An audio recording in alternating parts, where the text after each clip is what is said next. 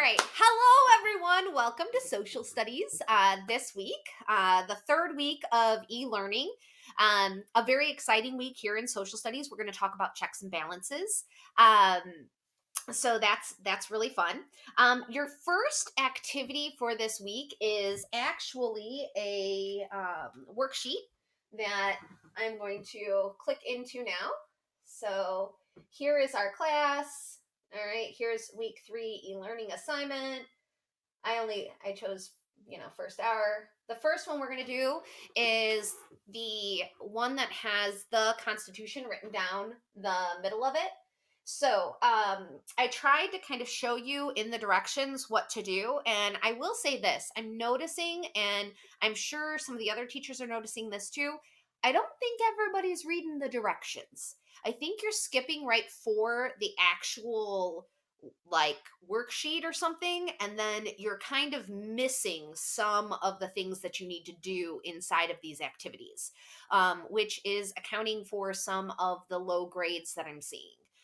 Just silly mistakes, to be quite honest, or just things where kids were like, I don't know, I'm gonna guess. You have every internet access, point at your fingertips. Use them. If you can't find it, contact one of us teachers. You can contact Miss Williams. You can contact myself. You can contact Mrs. Williams if need be. You can try Miss Cole. You can, whoever that you think you can get in touch with, by all means, please try, because if you're stuck at home, the idea isn't that you just sit there stuck. The idea is that you ask for help. Now, I will say this definitely works better if you do your e-learning when it's scheduled, meaning that if you're trying to complete this Saturday night at 1 a.m., yeah, the problem's going to be that most of your teachers aren't going to be available for you at that time. But most of us are checking our emails and our hangouts like all day long. So they're kind of like up in the background in, kind of on our computers or whatnot. So even if we're having dinner or whatnot, a lot of us do have it up and running. So please make sure you read the directions. So on this one here, it says that you're going to use the Constitution. I've given you the pages in your textbook that you'll use. It wants you to pull actual words from the Constitution. So some of these words are like really old words, okay? So, the first clue at the bottom says waging war against the United States or giving aid and comfort to enemies of the United States.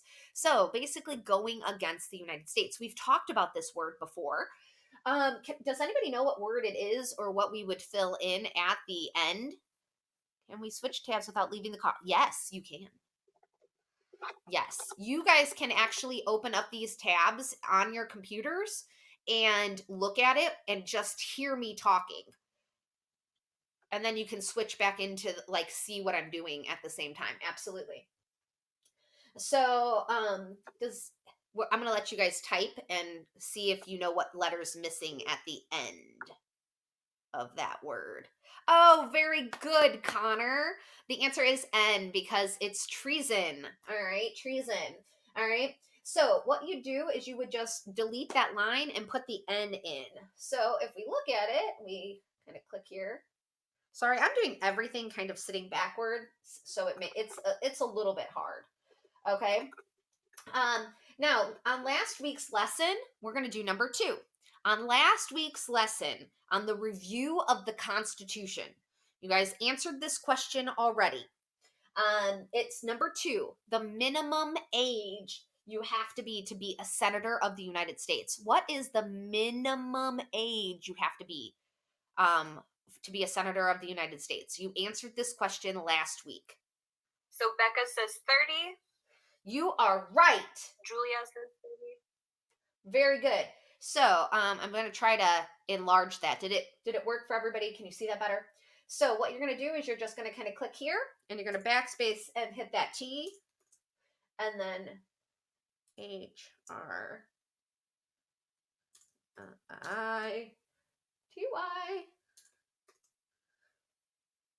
I know. I'm sorry. All right. So 30. So it gives you the exact number of spaces for the word. So if the spaces are off, then your word's probably not the right one. If you look at number 5, you're gonna see like extra spaces here and here, that's because this is 3 words long. It's a funky word. Um, but it's 3 words long when you look for that answer. Does that kind of make sense? Put yes in the comment bars if it's making sense for me. Um, so that you guys kind of know how to I'm getting fill this yeses. in. Oh, good. Lots of yeses. Okay. Woohoo! Good. All right. So then we're going to move on. All right. The next two are actually Google Forms, and I'm going to kind of make that smaller. The next two are Google Forms, and they actually talk about the judicial branch and the checks and balances. All right. So the first thing we're going to mention today is the judicial branch. Our judicial branch is made up of the highest court, which we know is the Supreme Court. I got to get my little document up here. Okay. Give me a second. Whoa. All right, so we got some Supreme Court justices here. These are some of their names. The chief is Justice John Roberts, so on and so forth. You don't need to know all of them. What I can say is that our Supreme Court justices get chosen by our president. Okay, it's one of the ways that we actually have this check and balance system that I'll talk about later. So each of these members of sitting on our Supreme Court have been chosen by the United States president that was in office when they got put on the court. Okay, today's court looks something like this. Give me a second. I gotta switch it over. All right, so we're gonna kind of shift that this way. So this, oh, if I can make it big. I know it's not perfect. All right, so this is our Supreme Court justice. Two of these gentlemen were actually hired by um, Donald Trump. All right, and it's this one, and I believe it's this one. Anyways, with that being said, and our one in the middle is our Supreme Court Justice, John Roberts. Our Supreme Court does a few different things. One of the things that it does is it settles disputes between states. So let's say that Illinois and Indiana have an argument about who's going to take care of a certain roadway. Maybe it's a border road, and nobody wants to take care of it, and there's an argument in the states. That might be something that the Supreme Court takes care of. Next, the Supreme Court hears. Okay, how funny is this? Miss Forney is trying to video hangout me. Give me 1 second. This could be fun. Miss Forney, you're on my Google Hangout with my students. That's okay. So would I be able to Google Hangout you when I'm done with my meeting? All right, I'll talk to you then. Bye. So Can I say hi to Mrs. Forney? I already hung up with her. But that's kind of funny. This is, I mean, it just goes to show that the teachers are using the technology to the best of our abilities. We're trying. So, anyways, the beyond just settling court disputes between different states, they also hear appeals. What that means is that if at a lower court that you will see in the chart, that actually, you know what, I can bring up. Give me a sec. I know it's so much fun to go. Let's see. This one. Close.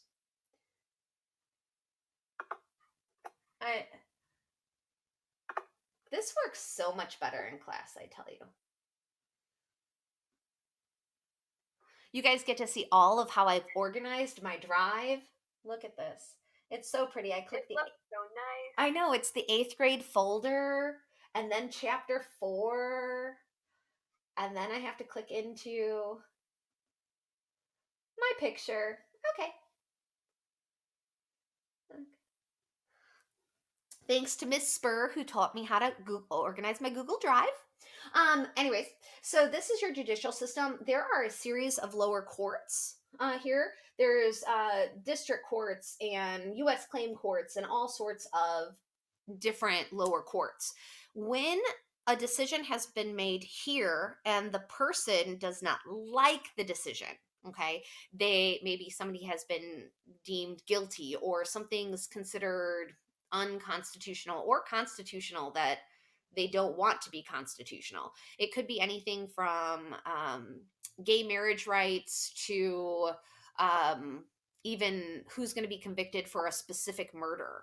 But they can appeal all the way through the ranks. So if they don't get their answer at a district court, which is in the states, then it would go up to the US Court of Appeals. If it goes there and they still don't like their options, they can then go up to the Supreme Court and have it listened to by our Supreme Court justices. What happens at that level is the decision is final. Once the Supreme Court hears the case, that's it, it's done. If somebody's guilty or they say something's unconstitutional, that's where it stands. Um, they hear less than 100 cases a year, but these cases are very time intensive. So that means that when they sit for these cases, they're listening to them for a number of days. There's a lot of information that comes across with these. So this is some of the stuff that the Supreme Court handles, and this is part of our judicial system and the way that it works out. In your Google document or your Google form for this assignment, you will see this chart in every one of the questions. I posted it there so you wouldn't have to like refer back to a chart. Um, so just know that you're going to use this chart to answer those questions. All right. Now, what I really wanted to talk about today, checks and balances. I love talking about checks and balances. It's very fun. All right. So we know that there are three branches to the government. What are those three branches? I'm posing the question. Let it pop up. Everybody type a different one. It'd be great. We'll get the three all together. It'd be fabulous. What are the three branches of our government? I've got legislative from Julia, Perfect. That's one. judicial from Sadie, That's two. and executive from Connor. That's three. All right. So those are our three branches. Now, each branch has its own job to do, right? And the reason why they each have their own special branch is because we wanted to limit power. Back in 1787, when the Constitution was adopted, we wanted to make sure that we created a document that made everything fair and just for everyone. Okay. We wanted to look at making sure that we didn't have a king or an absolute tyrant run our country. We didn't want anybody to have that much control. Okay. So we set up and broke up our government into three different branches. Okay. So, what do each of these branches do? Well, we already talked about the Supreme Court. We know that there's 9 justices. There wasn't always 9 justices. There was a little bit of a problem at first because there was only 6 justices. Why do you think that would cause a problem when a case came in, only having 6 justices? I'll wait. Ties, yes. All right, because 3 and 3. What if 3 people decide to be, I don't know, a yay vote, and 3 people say a nay vote, and they're determining whether something's constitutional. So they were like, okay, so that's not really going to work. We need an uneven number. All right. Then they went up, they added a few more, and then they decided to finally add the Supreme Court justice, who is the tiebreaker. Justice John Roberts actually doesn't necessarily vote unless he has to. If it's a 4-4 tie, then he votes. But he listens to the entire case and he presides over it. So this kind of gives you a little bit of what they do. Now, our other branches, we have our executive branch, and our executive branch has our president in it. But who else is part of our executive branch? Does anybody know who else would be part of that branch?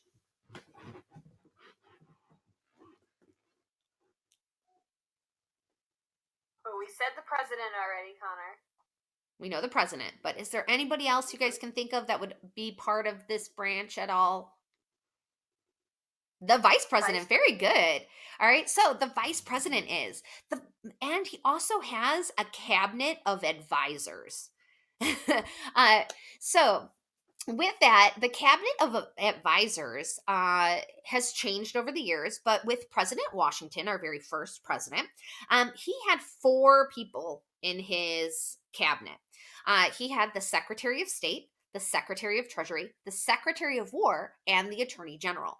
Now, the Secretary of State, now these are not secretaries that you would normally think of. These are not secretaries where they're like just typing and writing down stuff. These are people who actually go out and do a lot of jobs. The Secretary of State, their purpose was to go out and actually make communication with other countries. So, like England and France, and work together to make sure that our ties are strengthened so that we could trade better and so that we had a good working relationship with them. The Secretary of Treasury, I hope after listening to Hamilton, as much as we have in class, you know that they deal with the money. Hamilton came up with the banking system that we still use today. But he was also the Secretary of Treasury. And then we had the Secretary of War. We don't call it the Secretary of War anymore, though. That was a change. Does anybody know what it might be called today? Because we do not call this person the Secretary of War. We had a name change. Anybody want to take a guess? Secretary of. What do you think? Nobody? I'll give you a second. Secretary of Defense. Yes, excellent answer, Zako. It is the Secretary of Defense because at one point in time we decided that we weren't always at war. So we wanted to just have the Secretary of Defense because we already needed to have, we already needed defense. Even though we weren't at war right away, we needed defense and we need to be ready for any of that at any time. And then there's the Attorney General. The Attorney General is more like the kind of the lawyer for the president. He's the one who's like, hey, don't do that. That's illegal. You can't do that. So he helps the president kind of negotiate the laws, just in general. So that gives you a little idea of what the president's cabinet is. Now, today, there are many, many more people in this cabinet. Okay. Initially, it was just four, but nowadays, it's a lot more. Have you guys ever heard of the Homeland Security? Have you guys ever heard of that? Homeland Security?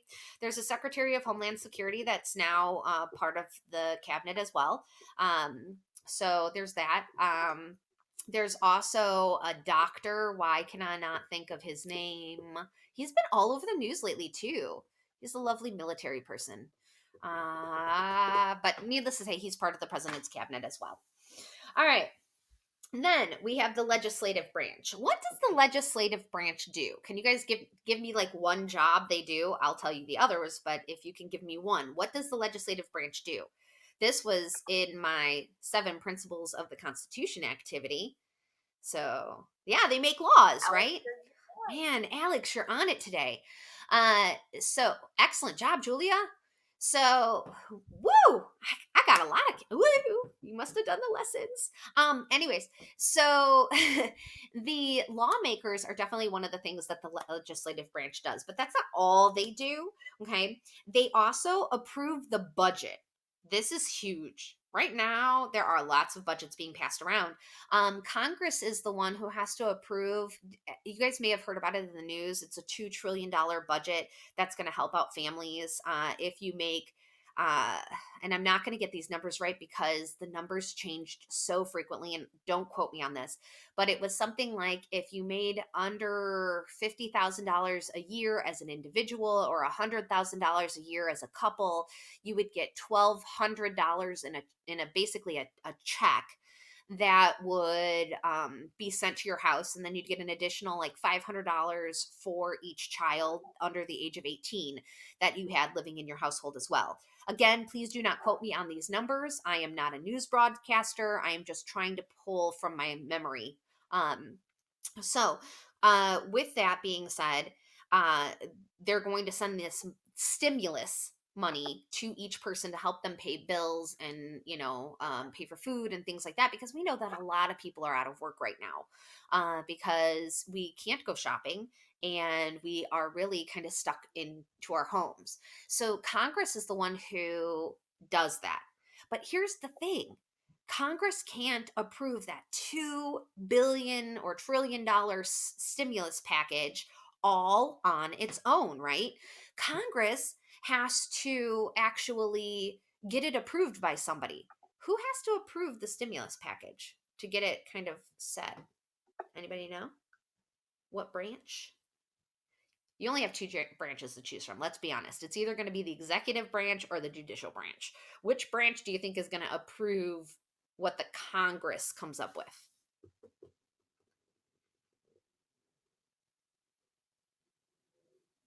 50-50 chance, waiting for answers. Executive, yeah, very good. Says executive. All right, so the executive branch, right? It could also work the opposite way. The executive branch can make executive orders, which are laws, and basically the president makes an executive order, and then Congress has to approve it. Hold on, I got to admit somebody to the meeting. All right, welcome to the meeting for those of you joining late. We're talking about checks and balances, okay? So when we look at our executive orders, which I think the $2 trillion package might have been an executive order, but needless to say, my whole point is Congress has to approve it or the executive branch needs to approve it. So they look at the budgets and they determine like what we can do. So there was a lot, I don't know what they decided on, but there was a lot of ways that they were going to try to figure out how to pay that stimulus money back. One was going to be in your taxes over a period of 3 years. And there was a couple of ideas that were thrown around. I don't know what they ended up deciding on. All right. So making laws, passing a national government.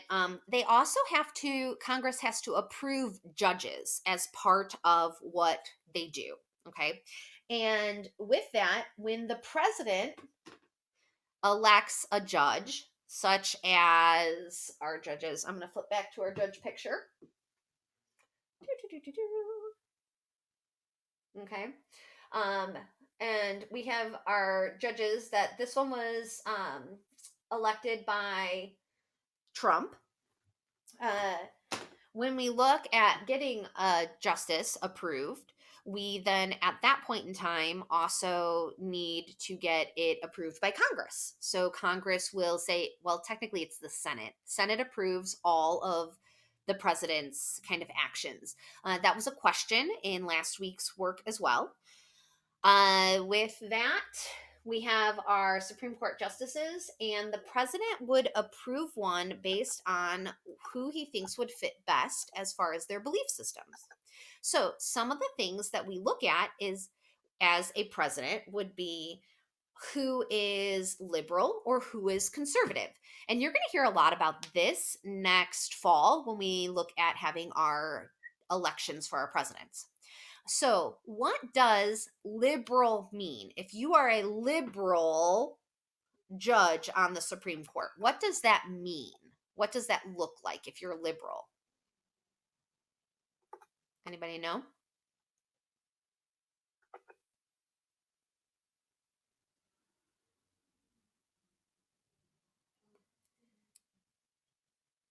All right, so I'm not seeing so many answers. Liberals means that you are kind of open to new ideas, that you are not super traditional. You would be okay with maybe gay marriage, and you would be okay with, I'm trying to think of another controversial topic. And Miss Williams, feel free to step in if you can think of one, because I am not. Let's see. Oh, abortion is another one. Most people who are liberal definitely support abortions. They say that a woman has a right to choose. So those are kind of things that you would see with a liberal constituent, okay, or a liberal judge. So when you look at what was it? Was it Roe versus Wade that was the abortion one? I forget. But when you look at these, what, can you look that up? Was it Roe versus Wade? I think that was the abortion.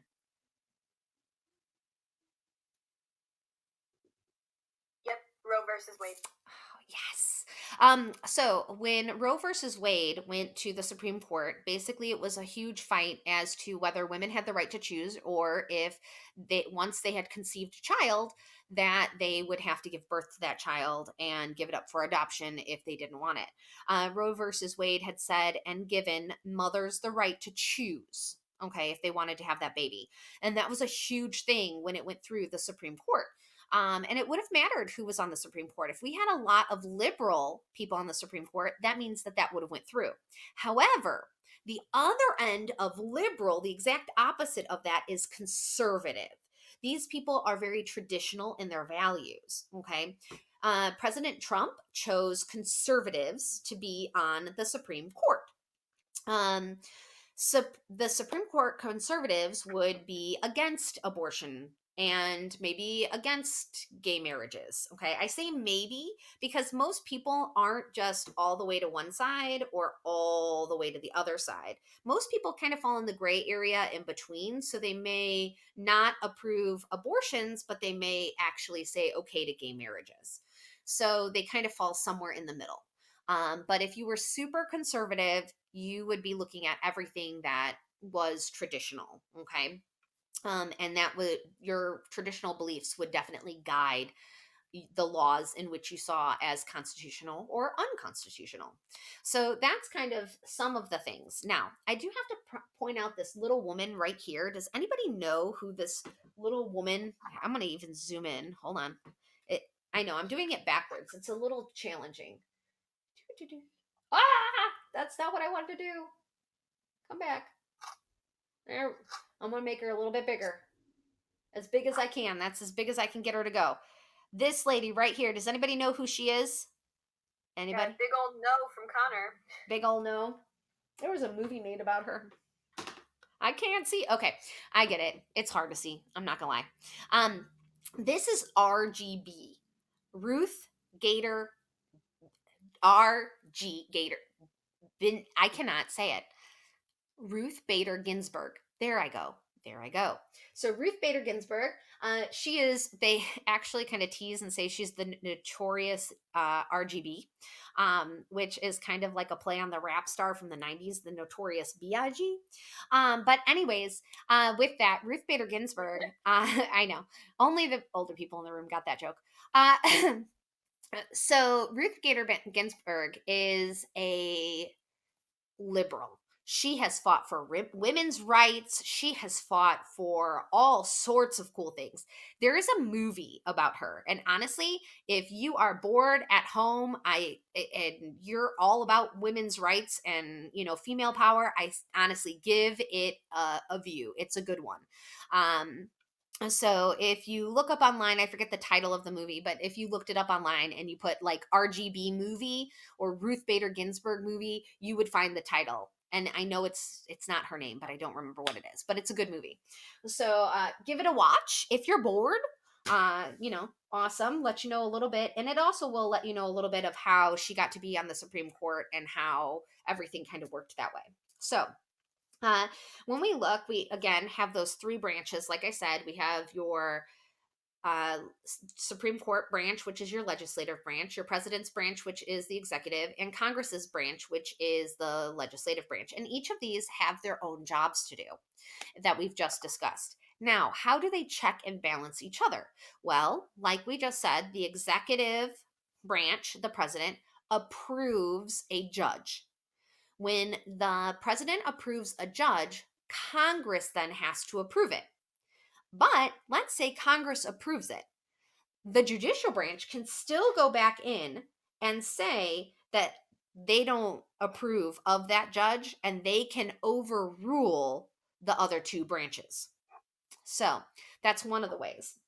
Another way, can anybody think of a way that we can use our checks and balances? Is there a way we could kick somebody out of office, maybe? Things that make you go, What's it called when we try to kick somebody out of office? They tried to kick Trump out of office. Impeachment, yeah. All right. So, good job. So, impeachment. So, when this year, Trump has given me a lot of information to talk about in social studies. This year, Trump went up for impeachment. Basically, they said that he was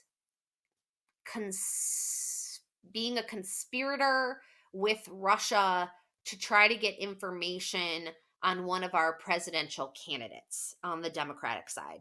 And he had told Russia America will not give you any of the weapons that we normally sell you until you go look at Joe Biden and his son and get me dirt on him.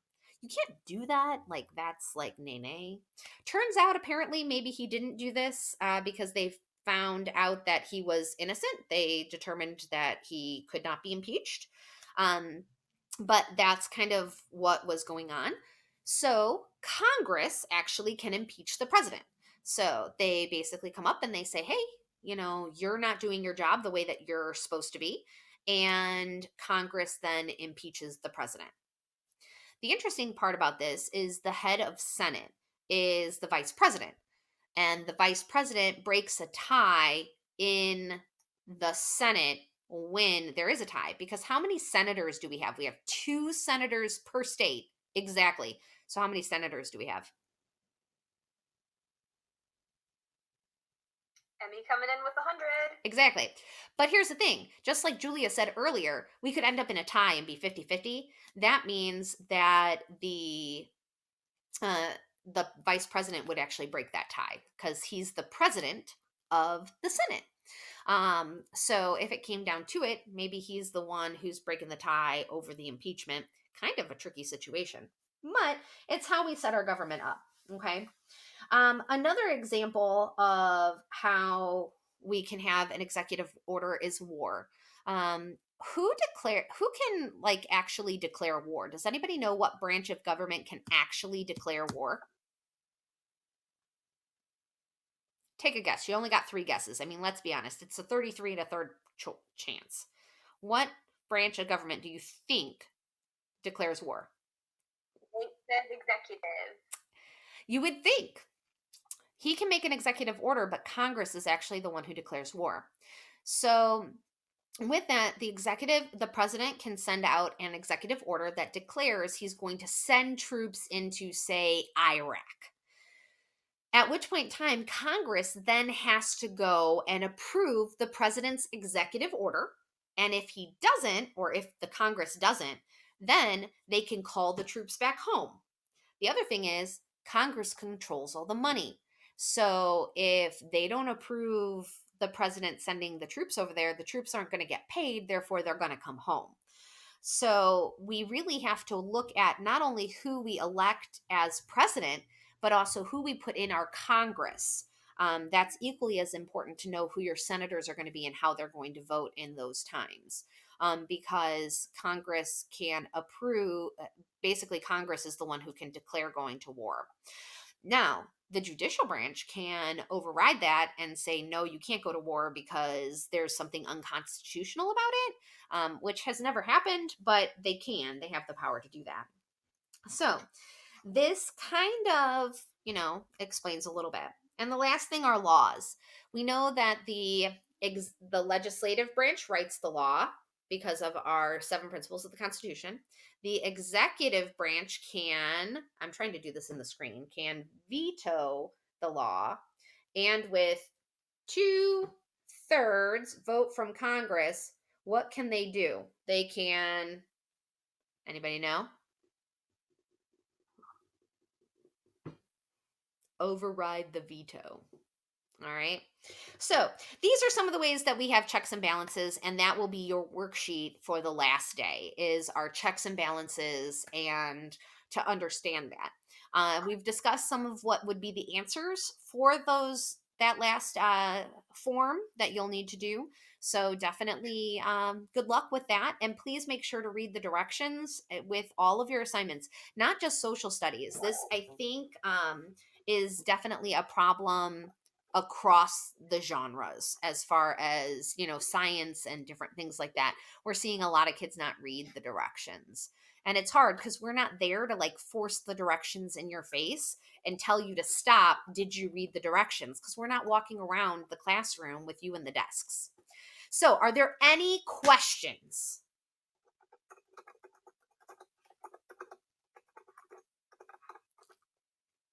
All right, I'm going to stop recording the video so that